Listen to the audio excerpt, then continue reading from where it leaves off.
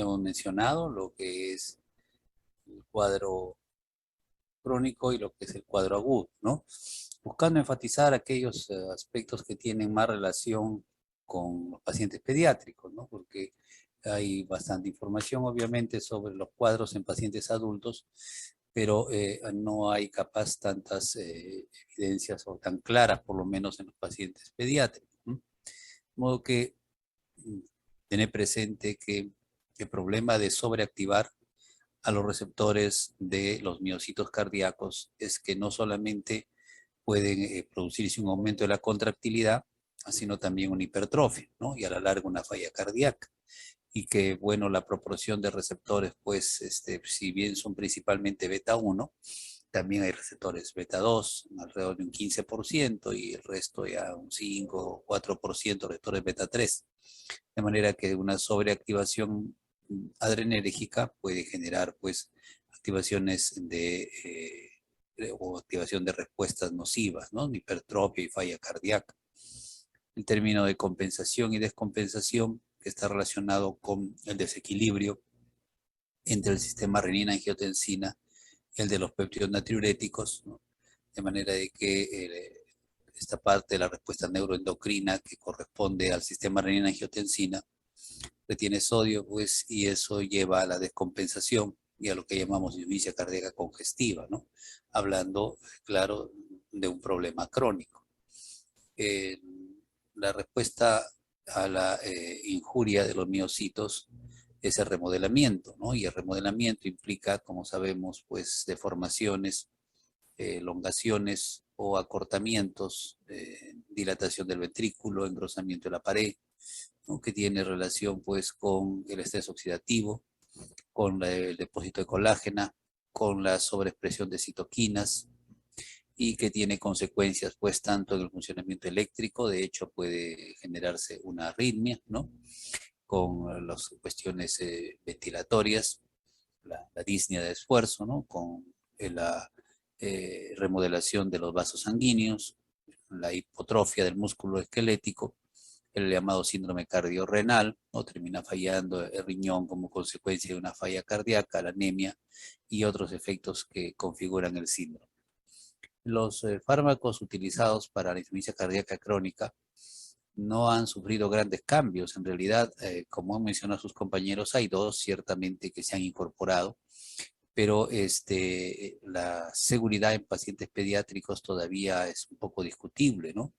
Ibabradina, que es un fármaco más bien de los europeos, un bloqueador de sodio y canales de potasio, que tiene efectos bradicardizantes, y la asociación ya tiene varios años, ¿no? El problema es que la seguridad, digamos, en los pacientes más pequeños siempre va a ser un problema a establecer bien, ¿no? De sacubitril o valsartán, ¿no? El inhibidor de la neprilicina más el ARA2. Bueno,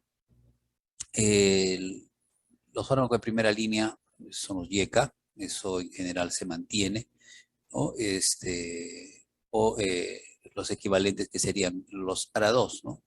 Los efectos del YECA o de los ARA2 se dan a los 3 niveles, pues, y eso es una ventaja que siempre hemos dicho de estos medicamentos, porque reducen la excitabilidad miocárdica, la sobreexcitabilidad miocárdica, y la remodelación cardíaca a largo plazo, ¿no? El estímulo sobre el receptor AT1 produce, pues, depósito de colágena y alteraciones en la forma del miocito, de manera que ese es un efecto a largo plazo importante, los YECA, aparte del efecto directo de disminución de la excitabilidad miocárdica, ¿no? Entonces, prevendría algunas arritmias por ahí, ¿no? En el caso del riñón, pues sabemos de que tanto el YECA como el ARA2 reducen la reabsorción de sodio, dependiente de angiotensina 2. De modo que por ahí hay un efecto diurético, ¿no? Que no es muy intenso, pero que es parte del mecanismo de acción del YECA, ¿no? Y el efecto más conocido probablemente es el que sea a nivel vascular, ¿no? Con la reducción de la poscarga por la vasodilatación correspondiente, pero también menos remodelación a largo plazo, ¿no? No hay que olvidar que hay una menor presión de filtrado glomerular con los YECA o los ARA2, lo cual reduce también el deterioro de la filtración glomerular, ¿no? Entonces, si la misma microalbuminuria, que puede también ser nociva para el riñón, se reduce gracias al efecto de los YECA o de los ARA2. En la misma línea están los beta bloqueadores, ¿no? Con fármacos que luego de los YECA deben considerarse también para la terapia inicial. Y aquí el efecto, aparte de la reducción de la excitabilidad y un poco de la contractilidad, es básicamente el control de la frecuencia cardíaca, ¿no? La reducción de la frecuencia cardíaca definitivamente pues ayuda a que el corazón enfermo, ¿no? Crónicamente enfermo, pues pueda mejorar su consumo de oxígeno, una diástole prolongada mejora la perfusión y reduce también la distensión que generan volúmenes, digamos, de sangre que están pretendiendo ser bombeados de manera rápida e intensa, ¿no? Por otro lado, no hay que olvidar que el beta bloqueador también bloquea a nivel del riñón la secreción de renina, ¿no? Entonces, al bloquearse la secreción de renina, pues se reduce la activación del sistema correspondiente y eso también tiene efectos beneficiosos tanto a nivel vascular como a nivel cardíaco y un poco renal, porque estamos reduciendo renina, angiotensina, aldosterona. Importante que a los beta bloqueadores se les haya encontrado, solo pueden revisar inclusive en Goodman, una función vasodilatadora directa, ¿no? Entonces, algunos de los beta bloqueadores parecen actuar como agonistas directos a nivel del músculo liso del vaso sanguíneo o a nivel de los vasos arteriales en particular, ¿no? Entonces, eso conlleva una generación local de óxido nítrico, una disminución de la entrada de calcio, una disminución también de la generación de radicales libres, ¿no?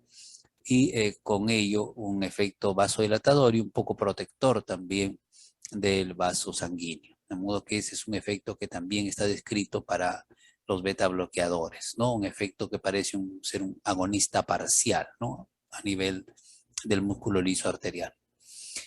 Luego tenemos pues a los diuréticos, donde recordamos que hay dos, ¿no? Para los fenómenos congestivos, para el edema, ¿no? La retención de sodio y agua, pues están los diuréticos de asa que actúan de manera más rápida y eficaz. Y para un efecto ya más a largo plazo, debido a que siempre la insuficiencia cardíaca hay hiperaldosteronismo secundario y la aldosterona, que ejerce efectos nocivos tanto en los vasos como en el riñón, como en el corazón. Está comprobado que también participa en el remodelamiento, ¿no? Y esto hay que controlarlo, hay que bloquearlo. Entonces, la espironolactona o su análogo, la epleronona, con menos efectos eh, sexuales, digamos, anectores sexuales, son una buena alternativa.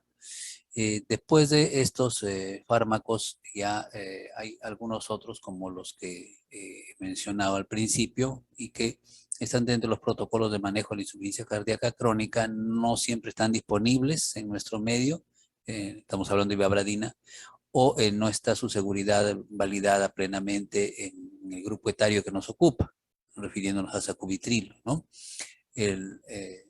Como sabemos, la utilidad del inhibidor de neprilicina es justamente mejorar los niveles de péptido natriurético, ¿no? Al final, por el lado del péptido natriurético es que se obtienen los efectos beneficiosos.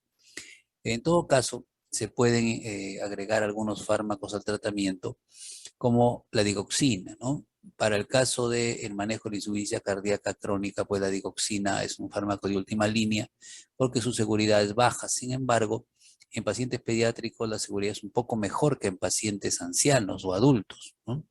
Entonces, sí hay ciertas, digamos, diferencias entre aplicar digoxina o Sedilanid, que es el equivalente parenteral en un paciente pediátrico en comparación con un anciano, ¿no? El riesgo de efectos adversos es mayor en el anciano e inclusive hay trabajos que hablan de una mayor mortalidad en ese tipo de pacientes cuando se aplica digoxina. El beneficio adicional que puede tener la digoxina, obviamente, es su efecto antiarrítmico, ¿no? Por la acción colinérgica que posee. Entonces, en la fibrilación auricular, con fracción de eyección reducida podría ser una alternativa interesante a la digoxina, ¿no? Entonces, eso es una alternativa para esas circunstancias, por ejemplo, ¿no?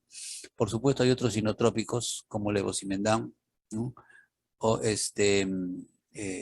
tenemos bueno, los otros son ya más para uso agudo, levosimendan sí puede manejarse crónicamente, que igual todavía tienen un poco de discusión para la aplicación en pacientes pediátricos, pero digitálicos hay experiencia, ¿no? Y en cuanto a los nitrovasodilatadores, ¿no? También pueden ser alguna alternativa por ahí para reducir un poco más la poscarga, ¿no? Si son nitrovasodilatadores pueden mejorar también la precarga, ¿no? Y contribuir entonces en algo al control del problema, ¿no?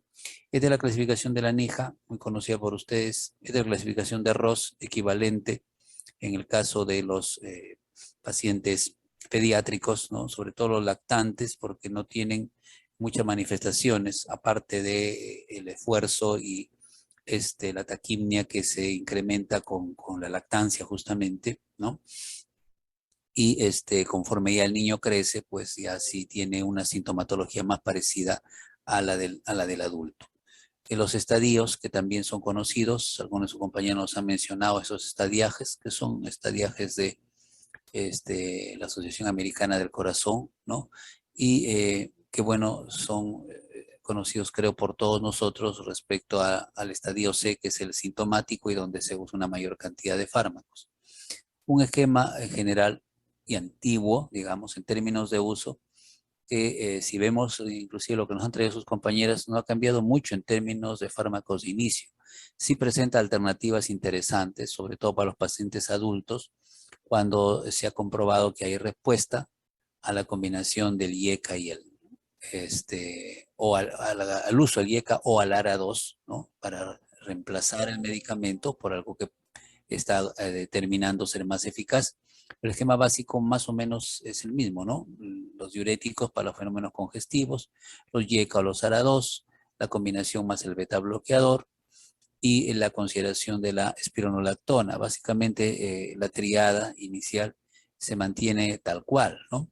Algunas consideraciones respecto al dinitrato isosorbide y ante la ausencia de un QRS ancho, la posibilidad de manejar digoxina, ¿no? Como una alternativa de tratamiento, más o menos es la secuencia general.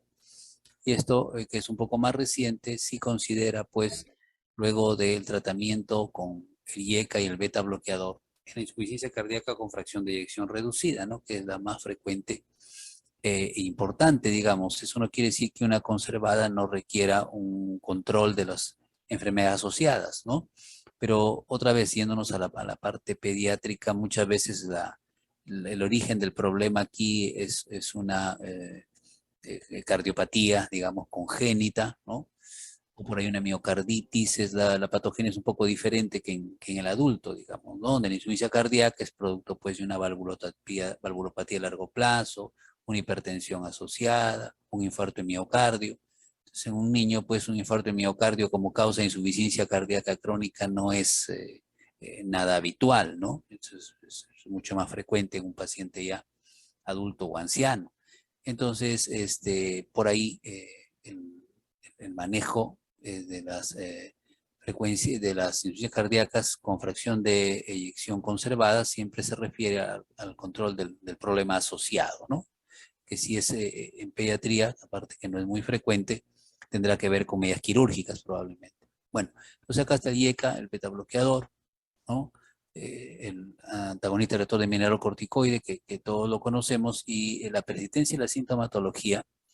Entonces, bajo condiciones en las cuales un YECA o un ARA ha estado siendo llevado de manera adecuada, nos habla de sustituirlo por el INRA, ¿no? Por la neprilicina con el valsartán, ¿no? Entonces, sin embargo, como nos han mostrado sus compañeras, pues las evidencias sugieren de que no se espere a que no haya mejoría, sino de que se introduzca de manera más precoz. Eso es correcto, repito, estamos en un camino adecuado. Probablemente una vez se valide la seguridad en pacientes pediátricos, ¿no? Sobre todo los más pequeños, entonces pueda incorporarse también porque está demostrando que tiene efectos beneficiosos, ¿no? Y en cuanto a la ibabradina, que es un medicamento más bien europeo, ¿no? Sí puede mejorar también la respuesta sobre todo como fármaco que va a reducir la frecuencia cardíaca, va a tener un comportamiento parecido al beta bloqueador, ¿no? La ivabradina.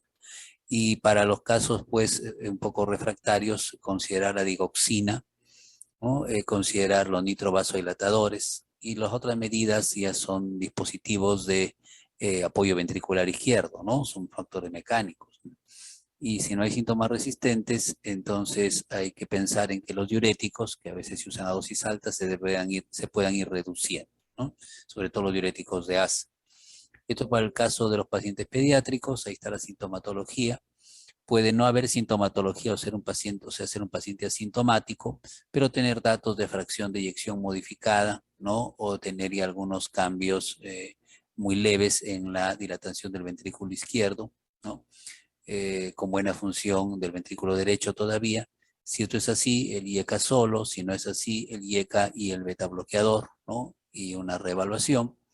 Cuando hay sintomatología, entonces es conveniente considerar el diurético de ASA, y la mejoría va a estar asociada a una terapia, luego con el IECA y el beta bloqueador, dependiendo de los niveles de péptido natriurético, ¿no? Y cómo están también los niveles de sodio, ura y creatinina. Entonces, si los niveles están pues altos y hay problemas entonces con los otros valores de laboratorio, más bien considéralo como una clase C. Y en la clase C, el diurético de ASA debe ir por vía endovenosa, ¿no? Debe considerarse un vasodilatador inotrópico. El vasodilatador inotrópico por excelencia, ¿no? Para un paciente pediátrico que puede manejarse en una unidad de cuidados intermedios o en una UCI, es milrinona, ¿no? El milrinona es un inotrópico importante, mejora la fuerza de contracción, lamentablemente también mejora la frecuencia, pero produce vasodilatación. ¿Mm? Perdón, un segundo.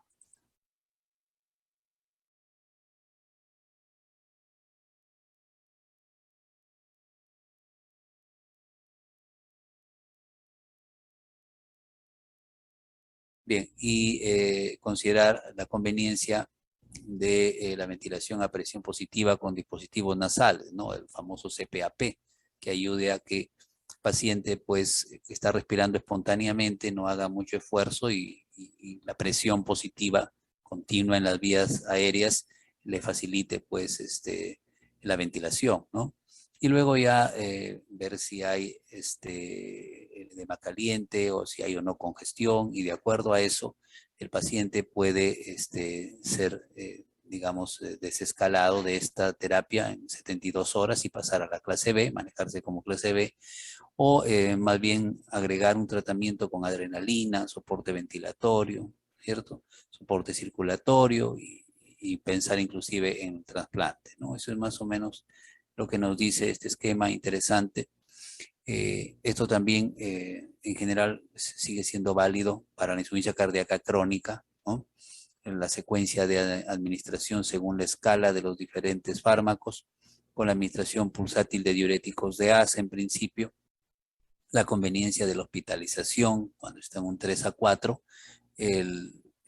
incorporación del inotrópico vasodilatador, hablábamos de milrinona, por ejemplo, y ya, como mencionaban sus compañeros, para los casos que son refractarios, pues ya un soporte mecánico, porque ya no va a haber casi opción.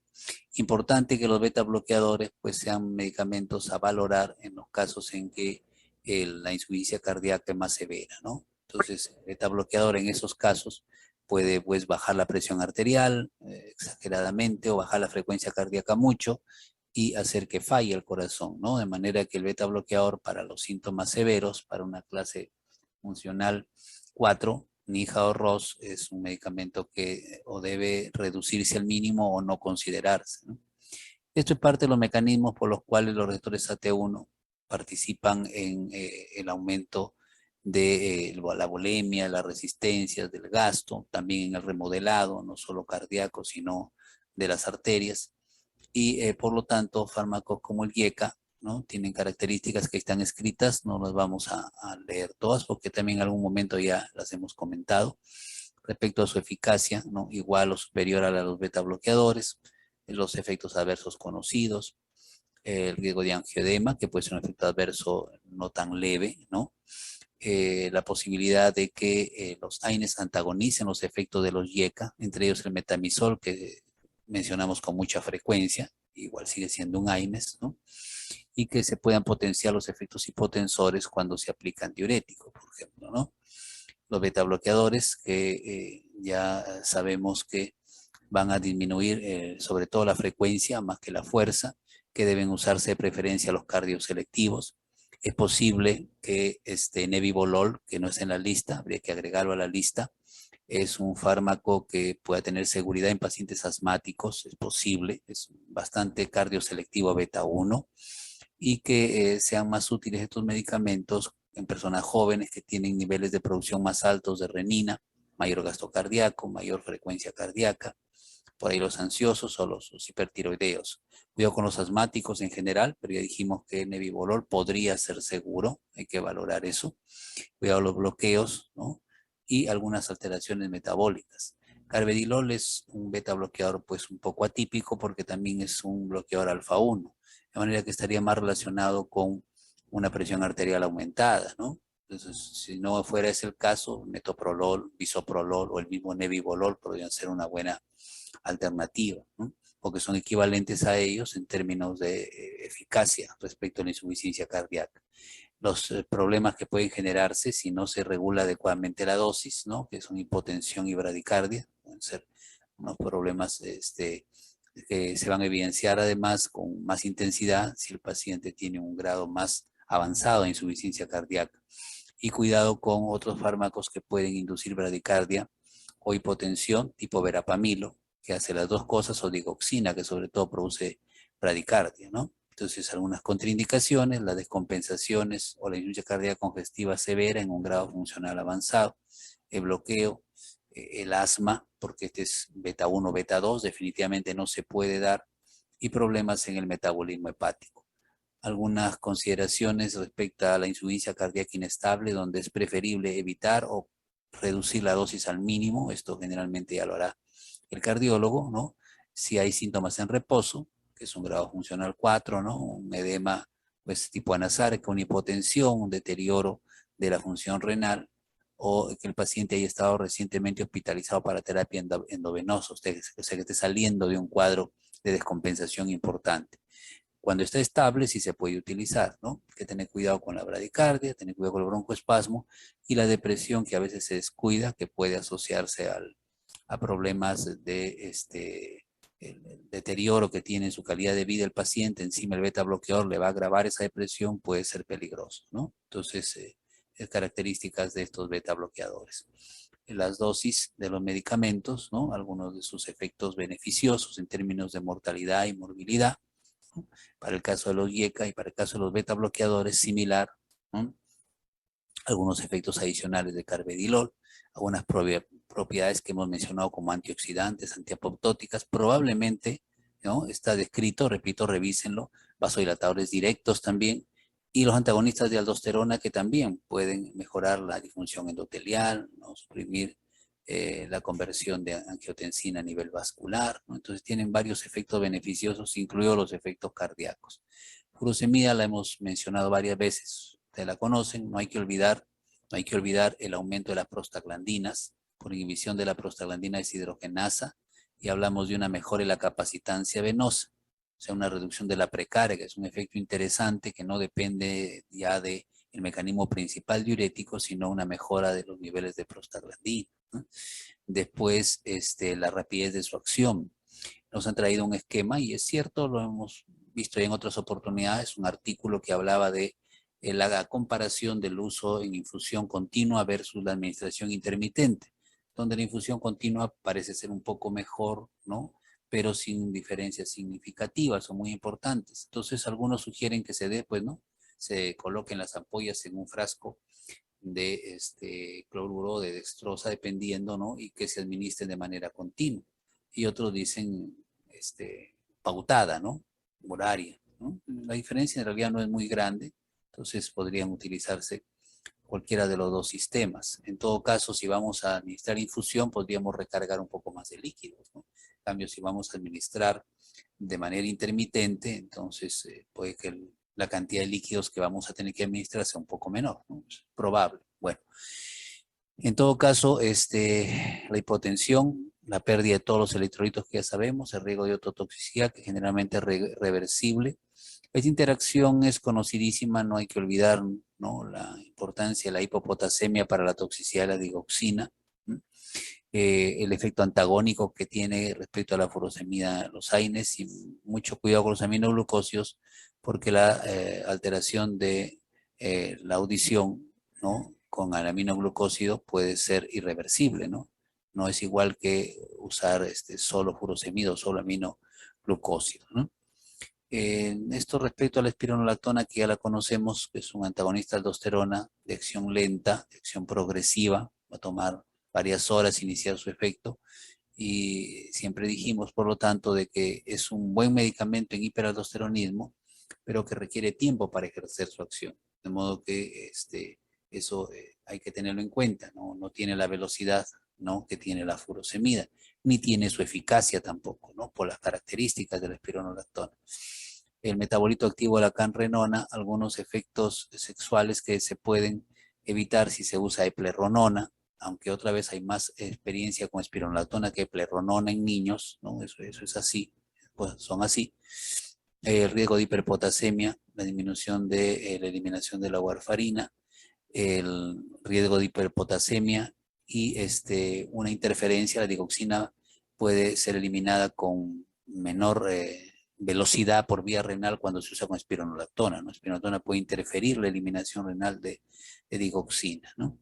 Pero por ahí la espironolactona aumenta el potasio y equilibra un poco entonces esa respuesta, ¿no? De todas maneras hay que tenerlo presente, ¿sí? La falla renal aguda sobre todo.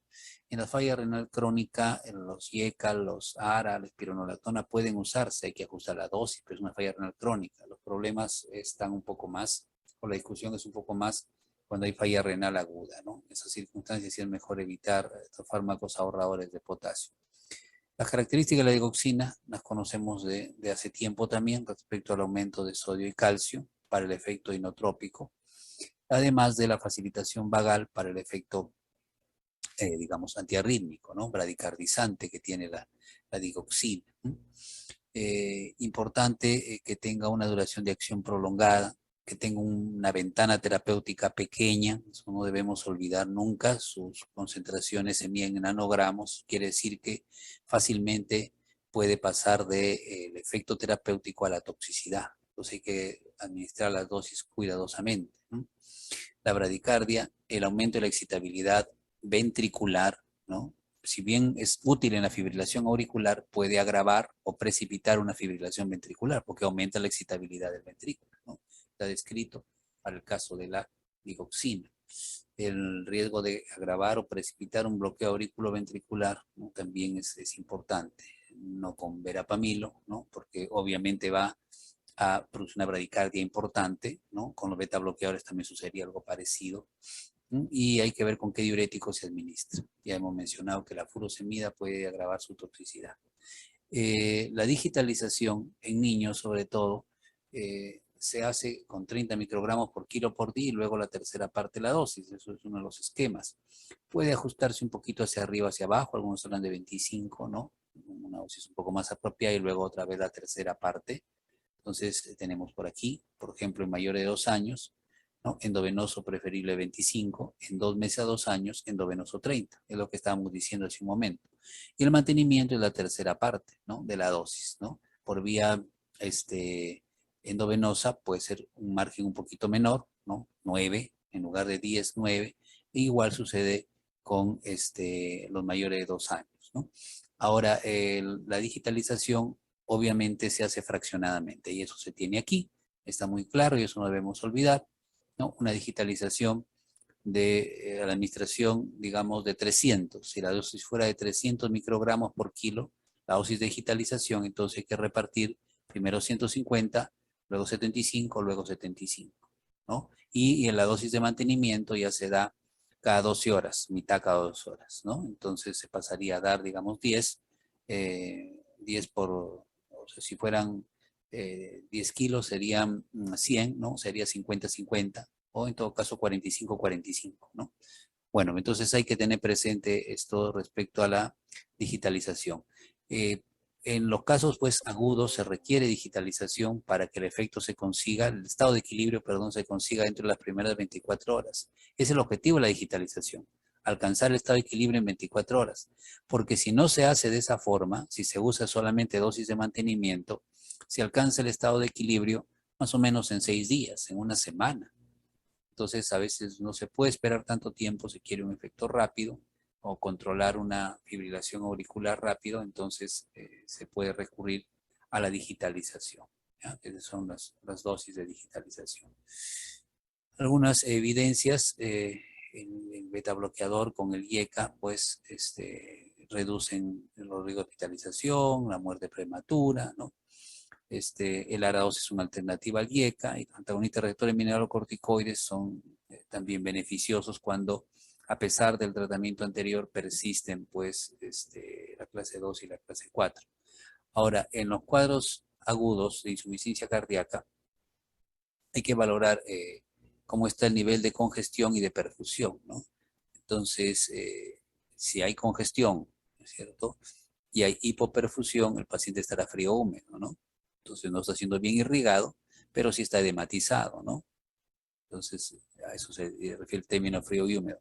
Y así, ¿no? Estos cuadros ustedes también lo conocen, ¿no? Congestión, o sea, humedad, pero no hay hipoperfusión, entonces está caliente, ¿no? No congestión, no hipoperfusión, caliente y seco, ¿no? Son los términos más o menos que se manejan para hablar de sospecha de un paciente con insuficiencia cardíaca aguda. Se puede pensar en un cuadro, en un shock cardiogénico, en una falla del ventrículo, ¿no? Esto puede asociarse pues en un adulto a un infarto, ¿no? Para un niño capaz puede ser desde la miocarditis, quizás una alteración en su cardiopatía congénita, ¿no? Una modificación a veces en la cardiopatía congénita que presentaba, ¿no? Debido a una neumonía asociada, en fin, que descompensó el cuadro de cardiopatía que está más o menos estable, en fin, pero se puede precipitar una insuficiencia cardíaca aguda, ¿no? Entonces, la necesidad de utilizar oxígeno, puede ahí presión positiva, no invasiva, y luego la identificación de la etiología, una arritmia también, puede ser un niño o un adulto, puede precipitar una insuficiencia cardíaca aguda, ¿no? La causa mecánica, como dice aquí, y más del adulto, pues el Zika o la emergencia hipertensiva, la embolia también podría darse en un niño, ¿no? Esas son causas poco diferentes, como decíamos, en la patogenia del cuadro. Los objetivos, el estado hemodinámico, la perfusión, oxígeno, limitar los daños, prevenir las tromboembolias, sobre todo cuando hay arritmias de por medio. Esto requiere uso de heparina de bajo peso molecular o heparina no fraccionada, porque se actúa más rápido, ¿no? Entonces, identificar otras comorbilidades, manejar lo que es la congestión, la presión arterial y una terapia que pueda incluir el largo plazo. Y este cuadro nos ha mostrado de alguna manera, entonces, como vemos, el 95% de pacientes que hacen insuficiencia cardíaca aguda son pacientes que están congestionados, ¿no? Y que pueden mantener su perfusión periférica o no, ¿no? Si mantienen su perfusión periférica, entonces están edematizados y hay pues una presión arterial más o menos conservada. Entonces, hay que ver cuál es el origen, ¿no? Si predomina la hipertensión en este paciente, habrá que dar primero vasodilatador y luego diurético. Pero si predomina la congestión sobre la hipertensión, primero será el diurético y luego el vasodilatador, ¿no? Básicamente para un paciente edematizado y que tiene su presión arterial conservada. En cambio, cuando el paciente no tiene una buena perfusión, entonces este paciente, a pesar de estar húmedo, está frío, ¿no? Está húmedo, pero frío. Estos son, como ven, el 95%. Aquí, estos son los casos excepcionales donde hay que considerar inotrópicos, ajustar un poco el tratamiento. Pero en este caso, con una presión sistólica disminuida, entonces hay que hacer un apoyo inotrópico. Es un cuadro agudo con presión baja, entonces no para nada un vasodilatador como es en este caso, que la presión está normal o puede estar un poco alta inclusive, sino acá necesita inotrópico y hasta un vasopresor. Y una vez mejorados los problemas de perfusión, un diurético, ¿no? Para el cuadro congestivo. O sea, es obvio que no se va a usar de arranque un diurético por las características de la presión arterial. Y cuando la presión arterial no está disminuida, entonces ahí sí se puede considerar el vasodilatador y el diurético, ¿no? Para los casos refractarios podría apoyar un inotrópico, ¿no? Pero no un vasopresor, obviamente. Entonces, algunos criterios que se deben vigilar en insuficiencia cardíaca aguda: si la presión arterial está baja, el neotrópico vasopresor. La cardioversión soluciona rápido la arritmia, pero a veces no se tiene cardioversión, se puede recurrir a algunas medidas farmacológicas, si no es posible. Y si de acuerdo al tipo de arritmia, hablábamos de la fibrilación auricular, pudiera revertirse, ¿no? La administración de oxígeno, y esto de aquí más propio de los pacientes adultos. Entonces, los fármacos utilizados en insuficiencia cardíaca aguda pueden ser los vasodilatadores. Acá tenemos nitroglicerina, que es uno de los más usados, el nitrato isosorbide, y también tenemos nitroprusiato. Un poco de cuidado, hemos hablado en otro momento del nitroprusiato, no tanto por el riesgo de que baje mucho la presión, porque se va a estar monitorizando y se cierra el goteo y la presión puede recuperarse, sino por el hecho de que puede generar cianuro, ¿no? Entonces, las administraciones prolongadas de nitroprusiato tienen ese riesgo. Se prefiere por eso un poco, y tenemos disponible pues nitroglicerina, ¿no? Es un poquito más segura desde ese punto de vista cuando se va a usar por tiempo más o menos prolongado, ¿no? Y dentro de los inotrópicos vasopresores ya conocemos estos fármacos. Ahí está dobutamina. El dobutamina no va a mejorar la presión arterial, inclusive podría bajar un poco la presión, entonces hay que tener cuidado. Cuando sea dobutamina, pues la presión arterial puede caer, a diferencia de la dopamina, que sí es un vasopresor. La milrinona igual parecía la dobutamina, ¿no? La milrinona es un inotrópico vasodilatador. Ambos ejercen una vasodilatación. Este es pequeña, este es más significativo. Dopamina no, es inotrópico vasopresor, ¿no? Noradrenalina, inotrópico, pero fundamentalmente vasopresor. Epinefrina, inotrópico más que vasopresor, ¿no? Inotrópico más que vasopresor. Bueno, el edema pulmonar agudo, ¿no?, originado en la congestión pulmonar, justifica la administración inmediata de la furosemida en bolo o intravenosa. Esta es una emergencia médica, el edema agudo de pulmón, y si hay hipoxemia, oxígeno, si hay ansiedad grave por una disnea marcada, ¿no? Una disnea también importante. El opiáceo, parece contradictorio, pero el opiáceo reduce la ansiedad, mejora un poco la precarga, ¿no? Y alivia la sensación de disnea que tiene el paciente. No mejora la oxigenación, para eso te el oxígeno, pero sí alivia la sensación de angustia que produce la disnea intensa, la morfina. La morfina es generalmente la indicada. Y de acuerdo a las cifras de presión, pues nitroglicerina para la presión alta, observación, ¿no?, digamos, control, monitoreo para las presiones sistólicas más o menos conservadas, inotrópico no vasodilatador para la presión arterial sistólica menor de 85, ¿no? Esto podría ser digoxina, podría ser lo que es epinefrina, ¿no? Pero no un inotrópico vasodilatador, porque caería la presión, ¿no? Obviamente, ¿no? Bien, y finalmente algunos tratamientos que pueden ser perjudiciales. Las tiazolinedionas están contraindicadas, los AINES se deben limitar al mínimo, no se debe incorporar bloqueadores de canales de calcio, que no solamente reducen el ingreso de calcio al corazón, sino disminuyen la frecuencia cardíaca en pacientes con fracción de eyección reducida. O sea, son vasodilatadores arteriales y además modifican la fuerza y la frecuencia cardíaca, ¿no? El único, por ahí, bloqueador de canal de calcio que podría tener algún lugar en insuficiencia cardíaca parece ser amlodipino, ¿no? Y es un dihidropiridínico.